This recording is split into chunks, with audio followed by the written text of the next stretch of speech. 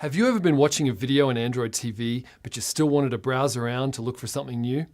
Then you need to use the new Picture-in-Picture mode available in Android N. Hi everyone, I'm Wayne Pekarsky from Google, and today I'm going to talk about Picture-in-Picture on Android TV and how to quickly support it in your apps. Picture-in-Picture, also known as PIP, is a new feature available in Android N on Android TV devices. PIP builds on the new Android N multi-window APIs to bring you an intuitive, multi-window experience specifically designed for Android TV. With Picture-in-Picture enabled in your app, users can continue watching your content while they browse more content in-app and across apps on Android TV. The user selects the PIP icon to put the video in the top right corner.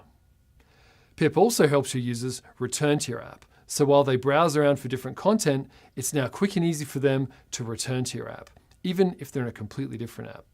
Without PIP, once the user leaves your app, they're gone.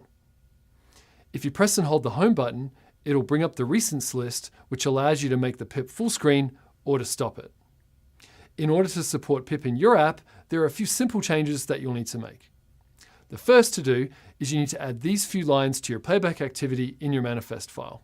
This tells Android that your activity is specifically designed to go into PIP mode and can be resized by the system when PIP is enabled.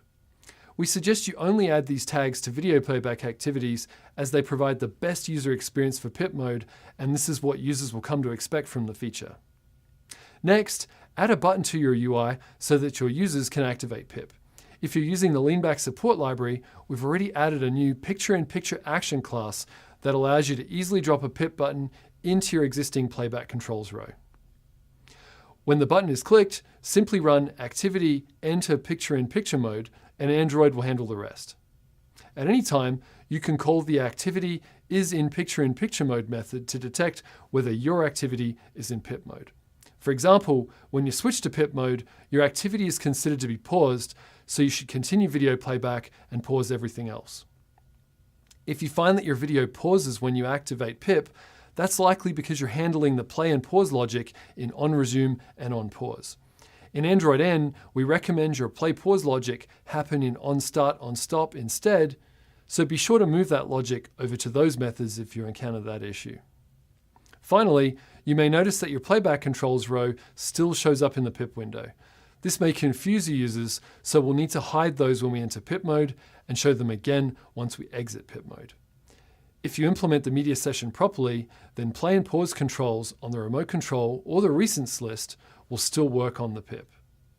Simply override the on Picture-in-Picture mode changed in your activity or fragment and hide your controls if you're in PIP mode. And that's it, you're done. Your app now supports PIP and is ready to use. Here's a few extra tips that'll help make sure your Picture-in-Picture experience is polished for your users. First, use the Android launch mode equals single task on your PIP-enabled activity to make sure your PIP window automatically closes when a user starts playing a new video from within your application. We suggest you use the Picture-in-Picture window only for displaying your video content, as this provides the best user experience. And finally, when you reach the end of your video, you should either autoplay a next video or close the PIP. But don't go back to the full screen user interface. So go and check out our Leanback sample, which shows you a full implementation of how to incorporate Picture-in-Picture in your app. Picture-in-Picture mode provides your users with a great experience for viewing and browsing content at the same time on Android TV. As you saw, enabling PIP in your apps is easy and can help your users stay engaged with your content beyond the confines of your app. So that's it for today. Try out the PIP support in the sample and join us in our G+ community to discuss this and other Android TV APIs. I'm Wayne Pekarsky, and I'll see you next time.